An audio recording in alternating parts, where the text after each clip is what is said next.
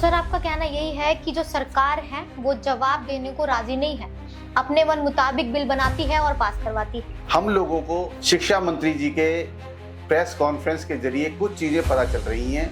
इस बिल के अंदर जो अपनी वो पीठ थपथपा रहे हैं, जितने भी स्कूल हैं वो ट्रस्ट और सोसाइटी के द्वारा चलाए जाते हैं, जिसका मुख्य उद्देश्य होता है no profit no loss basis से पे स्कूलों को रन करना। 1 लाख रुपए से 10 लाख रुपए तक की पेनल्टी है। 1 लाख रुपए पर हेड पे लगा दिया बच्चे पे, या 50,000 रुपए एक बच्चे के हिसाब से फाइन लगा दिया। 5 लोग चले गए। ये कहाँ के नियम बनाए? 5 लोग चले गए और 5 स्कूल चोर साबित हो गया। अरे स्कूल का पैसा उस पर फाइन लगाने का मतलब है अभिभावक की जेब के ऊपर डाका डालना। क्योंकि स्कूल के पास वो 2.5 लाख रुपए निकलते ही शॉर्टफॉल हो जाएगा। दिल्ली के 1700 लगभग स्कूल हैं, उसमें से 500-700 स्कूल चाहते हैं कि हमारी फीस बढ़नी चाहिए। उस 500-700 में से कुछ का रिफ्यूज हो जाएगा और कुछ की फीस शिक्षा विभाग अप्रूवल दे देगा, जी आप 200 स्कूल हैं, इतने ये फीस बढ़ा लो। नमस्कार, मैं प्रीति और आप जुड़ चुके हैं न्यूज़ 1 प्लस के साथ। जी हाँ, हम फिर से मौजूद हैं एक नए मुद्दे के साथ। जैसे कि दिल्ली में लगातार फीस बढ़ने के मामले सामने आ रहे हैं। जैसे बच्चों के नए सेशन स्टार्ट होते हैं, जैसे ही वो नई क्लास में जाते हैं, वैसे ही बढ़ जाती है उनकी फीस। आखिर उस पर लेकर बात करते हैं। हमारे साथ मौजूद है हमारे गेस्ट हितेश कौशिक जी। चलिए इनसे बात करते हैं कि आखिर ट्रांसपेरेंसी फी फिक्शन है क्या। सर जरा आप बताएंगे कि आखिर ये जो बिल है, जिसे क्या बोलते हैं भारतीय जनता पार्टी द्वारा लाया गया है, ये है क्या? देखिए, भारतीय जनता पार्टी की सरकार 27 साल के बाद दिल्ली के अंदर वापसी कर रही है और 100 दिन का कार्यकाल इन्होंने अभी हाल ही फिलहाल में पूरा किया है। इनके कार्यकाल के अंदर पहली बार इन्होंने देखा कि अभिभावक स्कूलों के बाहर खड़े हैं, धरना प्रदर्शन कर रहे हैं, इनसे लगातार मिलने की गुहार कर रहे हैं। लोग शिक्षा मंत्री जी आशीष सूद जी से जाकर मिले, रेखा गुप्ता जी से जाकर मिले, उन्होंने बातचीत करी कि किस तरीके से उनके स्कूल वाले सुरसा के मुंह की तरह अपने स्कूल की फीस बढ़ाए जा रहे हैं। दिल्ली स्कूल एजुकेशन एक्ट 1973 बना हुआ है, जिसका घोर वायलेशन प्राइवेट स्कूल वाले करते हैं, हर साल करते चले आ रहे हैं, अपनी मनमानी कर रहे हैं। इनके ऊपर लगाम लगाने के लिए दिल्ली सरकार ने एक नया बिल इंट्रोड्यूस किया है, जिसका नाम है transparency in fee fixation bill. कमाल की बात है, इसका नाम तो ट्रांसपेरेंसी फी फिक्सेशन बिल है, बट इसके अंदर कुछ हो या ना हो, लेकिन ट्रांसपेरेंसी नाम की चीज बिल्कुल भी नहीं है। इस बिल को सरकार छुपा करके लेकर के आना चाहती है।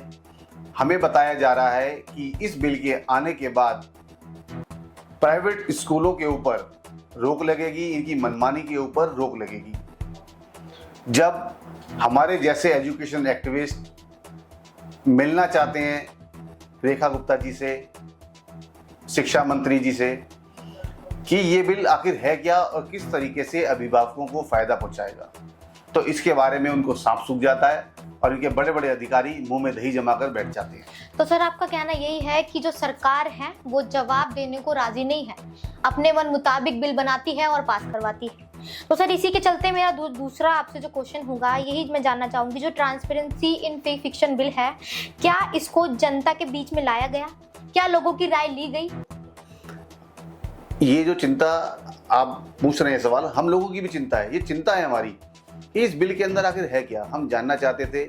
हम चाहते थे कि इस बिल को जनता के सामने सार्वजनिक किया जाता, पब्लिक डोमेन में इसको लेकर के आया जाता। 30 दिन इसको रिव्यू करने के लिए आमजन को मिलने चाहिए थे। इसके बाद इसके ऊपर उनका फीडबैक लिया जाना चाहिए था और फीडबैक के बाद फिर ये ड्राफ्ट जो भी होता है इसमें चेंजेस होते और उसके बाद इसको विधानसभा में पेश किया जाना चाहिए था। इसकी एक कॉपी स्पीकर साहब के पास जाती, एक कॉपी इसकी नेता विपक्ष के पास जाती और फिर विधानसभा में इसके ऊपर चर्चा होती और तब जाके ये बिल जो भी उचित बदलाव होते उसके साथ पास किया जाता कि किस तरीके से ये अभिभावकों को सीधे सीधे राहत पहुंचा सकता है। अब बात करते हैं, हम लोगों को शिक्षा मंत्री जी के प्रेस कॉन्फ्रेंस के जरिए कुछ चीजें पता चल रही हैं इस बिल के अंदर, जो अपनी वो पीठ थपथपा रहे हैं, जबकि हकीकत में वही बहुत बड़ा भयावह डर है अभिभावकों के बीच में। जैसे सरकार कहती है कि जो नई, मैं आपको थोड़ा सा बता देना चाहता हूँ स्कूल चलता कैसे है। स्कूल चलता है स्कूल मैनेजमेंट कमेटी के द्वारा। तो उस मैनेजमेंट कमेटी के अंदर जो मेजर स्टेक होल्डर होते हैं वो होते हैं पेरेंट्स, क्योंकि स्कूल चलते हैं अभिभावकों के द्वारा दी जाने वाली फीस से। हाँ जी, बिल्कुल उसी से सारा खर्चा स्कूल का निकलता है। और स्कूल को जो चलाती है बॉडी, वो चलाती है एक सोसाइटी। जितने भी स्कूल हैं वो ट्रस्ट और सोसाइटी के द्वारा चलाए जाते हैं, जिसका मुख्य उद्देश्य होता है no profit no loss basis पे स्कूलों को रन करना। शिक्षा मुनाफे का काम नहीं है, इसमें किसी भी तरह का कमर्शलाइजेशन नहीं हो सकता। अगर इसके अंदर कमर्शलाइजेशन होगा तो किस तरीके से बेटियां पढ़ेंगी, बच्चे बचेंगे, जो भारत के भविष्य के निर्माता हैं वो कैसे तैयार होंगे। इसलिए सुलभ शिक्षा, सस्ती शिक्षा, घर घर तक पहुंचे शिक्षा का विस्तार हो सके, क्योंकि शिक्षा हमारा मौलिक अधिकार है। इसलिए सरकार ने प्राइवेट स्कूलों को बहुत ही रियायती दरों पर जमीन दी है। कई स्कूल तो ऐसे हैं जिनको 1 रुपये सालाना लीज पर स्कूल की जमीन मिली हुई है। 41,500 रुपये पे 2 एकड़ का स्कूल और 1 रुपये सालाना लीज पे 2 एकड़ का ग्राउंड, ताकि बच्चे खेल कूद भी सकें, तो उनका शारीरिक विकास भी साथ साथ हो सके। तो इसके अंदर जो फीस बढ़ाने के लिए कमेटी बनाई जा रही है, उसके अंदर 10 मेंबर होंगे, जिसमें से 5 तो अभिभावक होंगे, SMC member, school management committee जो मेंबर होंगे उसमें 5 अभिभावकों को रखा जाए कमेटी के अंदर। अच्छा। 3 स्कूल की टीचर होंगी और 1 स्कूल की प्रिंसिपल होगी, और 1 शिक्षा विभाग की तरफ से डी नॉमिनी, डायरेक्टर के नॉमिनी जिसको बोला जाता है, डायरेक्टर ऑफ एजुकेशन, वो नॉमिनी वहाँ पे भेजे जाएंगे। अब मजेदार बात देखिए, उन 5 अभिभावकों का चुनाव कैसे होगा। अब शुरुआत यहीं से हो रही है। जो पहली कमेटी बनेगी उसमें जो 5 अभिभावक रखे जाएंगे, उसका चुनाव कैसे करेंगे। अगर किसी स्कूल के अंदर 3000 अभिभावक हैं, उनका ड्रॉ के जरिए उसमें से नाम निकाला जाएगा, और ड्रॉ के अंदर हो सकता है किसी ऐसे व्यक्ति का नाम निकल जाए जो कि अपना कीमती समय स्कूल को ना दे सके। हाँ, ये बात तो सही है, आप एकदम सही बता रहे हैं। एसएमसी मेंबर होना मतलब यही है कि आपको हर छोटी छोटी चीज़ पर ध्यान देना है, हर उन चीज़ों से अवगत रहना पड़ता है कि स्कूल में क्या क्या चीज़ें हो रही हैं या फिर क्या क्या समस्याएं हैं। बिल्कुल, जितने भी स्कूल के अंदर डिसीजन लिए जाते हैं ना, वो सभी स्कूल मैनेजमेंट कमेटी के द्वारा ही लिए जाते हैं, एसएमसी के द्वारा। हाँ जी। छोटे डिसीजन हो चाहे बड़े डिसीजन हो, तो उसके लिए एक मीटिंग होगी। हर मीटिंग के लिए एक एजेंडा फिक्स होता है, जी फलाने दिन हम फीस बढ़ाएंगे, जितने भी मेंबर्स हैं सारे 25 तारीख को आ जाएं, 20 तारीख को, जो भी डेट डिसाइड होगी सबको उस दिन वहाँ पे पहुँचना है। अब मजेदार बात देखिए, उस 5 में से 2 लोग अगर वहाँ पे नहीं पहुँच पाते हैं तो क्या हुआ, 3 अभिभावक पहुँचे, 3 टीचर पहुँची, स्कूल का प्रिंसिपल या स्कूल की प्रिंसिपल वहाँ पे मौजूद है, और 1 शिक्षा विभाग के अधिकारी मौजूद हैं। सब लोग कहते हैं कि फीस हमें 2000 रुपये महीना एक बच्चे की बढ़ानी है, और वो 3 पेरेंट्स उसका विरोध कर रहे हैं। तो वोट ऑफ मेजोरिटी के साथ कौन जीता? जीते स्कूल वाले, क्योंकि वो जो टीचर हैं, 3 टीचर, वो स्कूल का विरोध नहीं कर पाएंगी। क्यों? क्योंकि स्कूल के लिए ब्रेड एंड बटर वही है, वहां से उनकी सैलरी मिलती है। Under the threat of termination वो बोलेंगी टीचरें, या वो बोलेंगे टीचर जो उनसे कहलवाया जाएगा। तो इस तरीके से, तो क्या सर इस तरीके से जो अभिभावक हैं वो इसका पूरी तरह से विरोध कर रहे हैं कि जो उनकी नियुक्ति है, पहले तो स्वेच्छा से वो खड़े हों, हो सकता है 5 की जगह 10 या 15-20 लोग वहां पे खड़े हों, अभिभावकों से उनके ऊपर वोट कराई जाए। सबसे पहले तो उनके बारे में उनको ना अपना वो बताना चाहिए कि हम लोग कौन है, क्या है, क्या उसकी जानकारी रखते हैं, कोई सीए होना चाहिए, पहले बैकग्राउंड पता करना चाहिए कि वो सक्षम हैं भी या नहीं, हमारी आवाज को वहां पे उठाने में वो सक्षम है या नहीं। ये हमारा सबसे ज्यादा कंसर्न है, सबसे ज्यादा चिंता हमारी सबसे पहले यही है कि हमारी आवाज को ठीक से। अगर विधायक भी इसी तरीके से चुने जा रहे, हम रेखा गुप्ता जी से सवाल पूछ रहे हैं कि आपको ठीक लगेगा विधायक भी ड्रॉ के जरिए चुने जाएं? अगर आपको मंजूर है तो अभिभावकों को भी मंजूर है, अगर आपको मंजूर नहीं है तो हमें भी मंजूर नहीं है। तो क्या सर आप प्राइवेट स्कूलों के रवैये को देखते हुए ये कहना चाह रहे हैं कि दिल्ली गवर्नमेंट पब्लिक स्कूलों के साथ मिली हुई है? देखिए, सीधे तौर पे तो मैं नहीं कहूंगा, लेकिन समझ में आ रहा है कि जिस तरीके से बिल बनाया गया है, और रेखा गुप्ता जी बड़े बड़े लीडर प्राइवेट स्कूलों के ऑफिसों में जाकर के, उनके स्कूलों के अंदर जाकर उनके फीते काट रहे हैं, उनके कार्यक्रमों में शामिल हो रहे हैं, तो इससे जाहिर होता है कि ये रिश्ता क्या कहलाता है। देखिए सर ने बता दिया है, आखिर हालांकि उन्होंने सीधे तौर पर नहीं कहा है, लेकिन इनकी बातों से जाहिर हो रहा है कि कहीं ना कहीं ऐसा दिख रहा है कि प्राइवेट स्कूल और दिल्ली गवर्नमेंट के जो ताल्लुकात हैं वो बहुत ही मजबूत नजर आ रहे हैं। अभी हम आगे भी इसमें थोड़ी सी बात रखना चाहूँगा। अभी कुछ चीज़ें इसमें रह गई हैं, जो चीज़ें हमें समझ में आ रही हैं शिक्षा मंत्री जी के प्रेस कॉन्फ्रेंस के जरिए जो चीज़ें निकल के आई हैं, मीडिया के माध्यम से जो चीज़ें निकल के आई हैं, उसमें दूसरी बात है कि स्कूल वाले 3 स्तरीय कमेटी बनाएंगे। पहली कमेटी स्कूल लेवल पे, दूसरी कमेटी डिस्ट्रिक्ट लेवल पे, तीसरी स्टेट लेवल पे। पहली कमेटी स्कूल लेवल पे कोई कंप्लेंट आती है 30 दिन का समय लेगी उसका जवाब देने में। दूसरी कमेटी 45 दिन तक का समय लेगी और तीसरी कमेटी भी लगभग इतना ही समय लेगी, यानी 6 महीने 5 महीने का ये सीधा सीधा प्रोसेस है। एक कंप्लेंट को अगर तीनों जगह तक लेके जाना है तो 6 महीना आपका खराब होना तय है और तीसरी कमेटी डिसाइड करेगी कि स्कूल को टेक ओवर करना है या नहीं करना। पॉइंट नंबर 2, हम दूसरे लेवल पे कैसे पहुंचेंगे, बड़ा ही रोचक है, आपको समझ लेना चाहिए। 15% अभिभावकों की जरूरत होगी आपको डिस्ट्रिक्ट लेवल तक अपनी कंप्लेंट को पहुंचाने के लिए। ये कौन सा सवाल है, समझ नहीं आया। अगर मेरे घर में चोरी हो जाती है तो मैं अपने मोहल्ले के 15% लोगों को लेकर के आऊं तब FIR लिखी जाएगी। अरे भाई ये कौन सा नियम है? जो अभिभावक परेशान हो रहा है उसने कंप्लेंट लिखी, आपको सपोर्टिंग डॉक्यूमेंट्स दिए, अगर उसके अंदर ग्रेविटी है, कंटेंट है, स्कूल के ऊपर कोई एक्शन लिया जाना चाहिए तो आपको एक कंप्लेंट के ऊपर भी उसको अटेंड करना होगा। ये 15% पेरेंट्स कहाँ से इकट्ठे होंगे? वो यानी कि अपनी नौकरी काम धंधा छोड़ें और शिक्षा विभाग के चक्कर लगाएं। आज के जमाने में कोई जाता है किसी के लिए कहीं पे भी घर से निकल करके? देखिए सर, ये तो वही बात हो गई कि चोर चोरी करके फरार हो जाए, लेकिन तब तक 15% या लोग या कोई आवाम अपनी आवाज नहीं उठाएगी सबूतों के साथ, तब तक उन पर कार्रवाई नहीं की जाएगी। उसके बाद भी कोई एक्शन होगा या नहीं होगा, उसके बाद नेक्स्ट कमेटी में कैसे जाएंगे ये तो अभी खुलासा नहीं हुआ है। लेकिन जहाँ तक जो भी अब तक हमें समझ में आया, जो दिख रहा है, वो अभिभावकों की बड़ी ही गहरी चिंता का विषय है।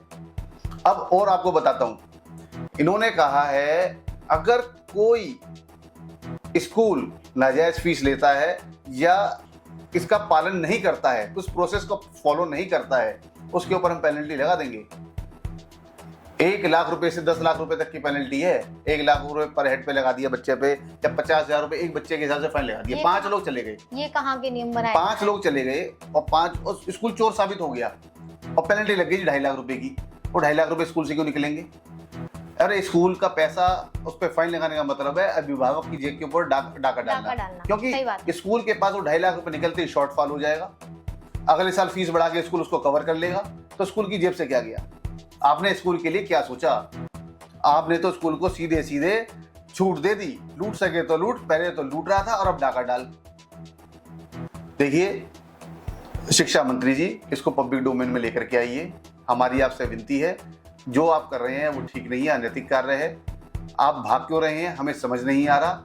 बार बार सभी लोग इतना प्रोटेस्ट कर रहे हैं और 24 घंटे का हमने आपको अल्टीमेटम भी दे रखा है। अगर आपने कल प्रेस कॉन्फ्रेंस के माध्यम से हमने ये कहा था, अगर 13 तारीख तक शाम तक ये बिल पब्लिक डोमेन में नहीं आया तो 14 तारीख को हम लोग जंतर मंतर में बैठेंगे, और अभी तक कहीं से भी हमें इसकी खबर नहीं मिली है और हम कल जंतर मंतर पर बैठने की तैयारी कर रहे हैं। जैसे कि सर आपने बताया कि आखिर ये ट्रांसपेरेंसी इन फिक्शन की जो भी बिल है वो क्या है, तो मैं ये जानना चाहूंगी कि इस बिल को लेकर सिर्फ नकारात्मक प्रभाव है या फिर कुछ सकारात्मक बातें भी हैं जो सामने आ सकती हैं?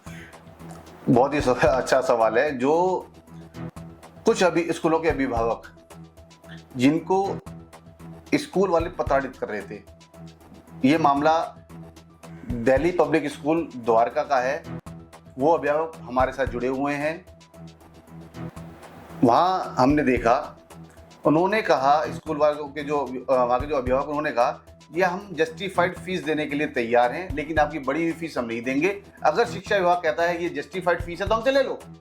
फीस देने के लिए कभी किसी ने मना नहीं करा, कोई अभिभावक मना नहीं करता। वो कहता है हम फीस दे रहे हैं, लेकिन वो शीर्ष शिक्षा विभाग से अप्रूव होनी चाहिए, क्योंकि दिल्ली स्कूल एजुकेशन एक्ट ये कहता है कि आपको शिक्षा विभाग से परमिशन लेनी पड़ेगी।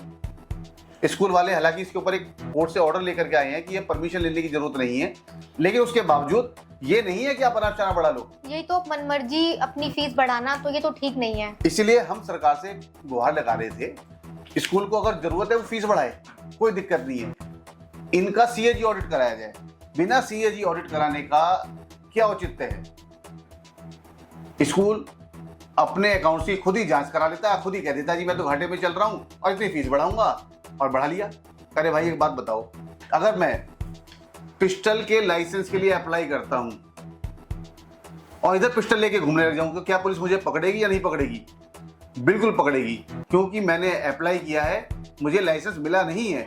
इसी तरीके से स्कूल वाले अपने पेपर शिक्षा विभाग को जमा करा देते हैं और ये मान लेते हैं कि हमें तो अप्रूवल मिल ही जाएगा, इधर बढ़ा देते हैं। ये पूरी तरह से गलत नीति है।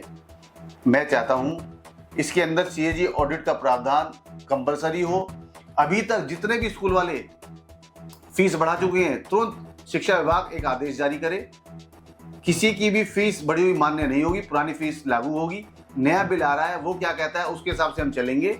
अगर वो सही होगा तब तो ठीक है, और अगर उसके अंदर कुछ कमियां होगी तो हम अपने वकीलों से पता कर रहे हैं, जो भी लीगल रेमेडी होगी उसका हम पालन करेंगे। कोर्ट जाना होगा तो कोर्ट जाएंगे, सड़क पे उतरना होगा तो हम सड़कों पे उतरेंगे। ये हम चेतावनी दे चुके हैं। अभी एक छोटा सा प्रोटेस्ट हम कल करके दिखाएंगे जंतर मंतर पे, और उसके बाद बड़े बड़े प्रदर्शन भी करने होंगे तो हम वो भी करेंगे। सर, आपकी लास्ट क्वेश्चन मेरा आपसे यही है कि आपकी लास्ट में मतलब दिल्ली सरकार से क्या अपील है कि आप उन्हें बताएं, और अच्छी बात है अगर वो हल हो जाती है तो आपको कल प्रदर्शन नहीं करना पड़ेगा। आपकी वो क्या अपील रहेगी जो आप रेखा गुप्ता जी से बोलना चाहेंगे? ये आपने अच्छा करा, ये भी आप सवाल पूछ लिया। ये बिल है, उस बिल के अंदर हम क्या चाहते थे कि क्या क्या डिमांड थी हमारी जो इसमें लागू होनी चाहिए थी। मैं क्रांति अगेंस्ट करप्शन एनजीओ की तरफ से सबसे पहले लोगों में से होऊंगा जो ये बिल जनता से पूछ करके माननीय शिक्षा मंत्री जी को, रेखा गुप्ता जी को और नेता विपक्ष को देकर के आया था कि अभिभावकगण क्या चाहते हैं और क्या उसके अंदर होना चाहिए। अगर ये सवाल नेता विपक्ष उठाता है कि ये चीज उसके अंदर नहीं है तो बहुत ही अच्छी बात होगी, और अगर रेखा गुप्ता जी खुद ही इसके अंदर ये सब प्रावधान डाल देती है तो और भी अच्छा होगा। उसके कुछ जो प्रावधान मैंने बताए हैं, जो सुझाव दिए मैंने सरकार को, वो एक बार जान लेना बहुत जरूरी है सभी अभिभावकों को, क्योंकि बहुत सारे लोग हैं जो उसके अनभिज्ञ भी होंगे। अगर कोई कमी हो तो उसको सही कराने के लिए दोबारा से अपने सजेशन दे सकता है।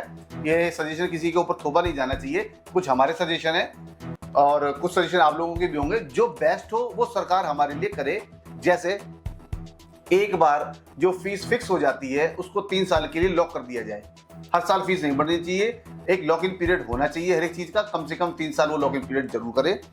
दूसरा है, जितनी भी फी है की एप्लीकेशंस हैं वो पब्लिक डोमेन में जरूर आनी चाहिए। जैसे दिल्ली के 1700 लगभग स्कूल हैं, उसमें से 500-700 स्कूल चाहते हैं कि हमारी फीस बढ़नी चाहिए। उस 500-700 में से कुछ का रिफ्यूज हो जाएगा और कुछ की फीस शिक्षा विभाग अप्रूवल दे देगा, जी आप 200 स्कूल हैं, कितने ये फीस बढ़ा लो। लेकिन पूरी नहीं, किसी ने 15% की डिमांड करी, उसके पेपर स्क्रूटनी हुए, उसमें पता लगा 15% इसको जरूरत नहीं है, इसे तो 8% की जरूरत है, हाँ। तो वो अपने पब्लिक डोमेन में डाले। एजुडेल की साइट पर, एजु शिक्षा विभाग की साइट है, उस पर डाले कि हमारे पास इतने प्रपोजल आए थे, इतने को हमने रिफ्यूज कर दिया और इतने लोगों को हमने इतने परसेंट फीस बढ़ाने का मौका दिया है, और उतना ही पैसा स्कूल वाला लेगा, उससे ज्यादा मांगेगा तो उसके ऊपर एक्शन लिया जाएगा। Point number 1। और इसके बाद कुछ पॉइंट मैं बता रहा हूँ, ज्यादा तो नहीं बताऊंगा क्योंकि समय भी कम होता है। अभिभावक चाहते थे, स्कूल के अंदर हमारे छोटे छोटे बच्चे पढ़ते हैं, बच्चे अभिभावकों की जान होते हैं। अगर जब हम फीस नहीं भरते, महंगी वाली फीस नहीं भरते हैं, हम कहते हैं जस्टिफाइड फीस दिखाओ, तो हमारे बच्चों के ऊपर उनको वो टारगेट करते हैं और कोई ना कोई उसको प्रताड़ना देते हैं कि वो हमारी नस होते हैं, उसको दबाया जाए और हम बड़ी फीस दे दें, हम आवाज ही ना उठाएं। हर अभिभावक डरता है इससे। हाँ, कई पेरेंट्स हैं जो इस दबाव में आके मन मुताबिक उनको फीस दे देते हैं। मजबूरी होती है उनकी, वो कहते हैं वो जो सबके साथ होगा हमारे साथ भी हो जाएगा।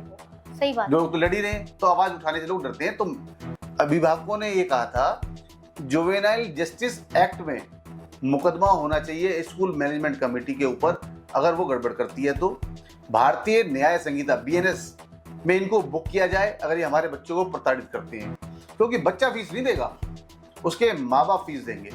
अगर माँ बाप फीस नहीं दे रहे हैं तो आप उनके ऊपर रिकवरी सूट फाइल कर सकते हो, लेकिन ये नहीं कि आप उनको प्रताड़ना दो हम इनको परेशान करेंगे, आप फीस ले आओ। ये पूरी तरह से गलत है। तो देखिए, आज की रिपोर्ट में तो बस इतना ही। बाकी और रिपोर्ट्स के लिए आप जुड़े रहिए हमारे साथ। कल फिर मिलते हैं एक नए मुद्दे के साथ। धन्यवाद।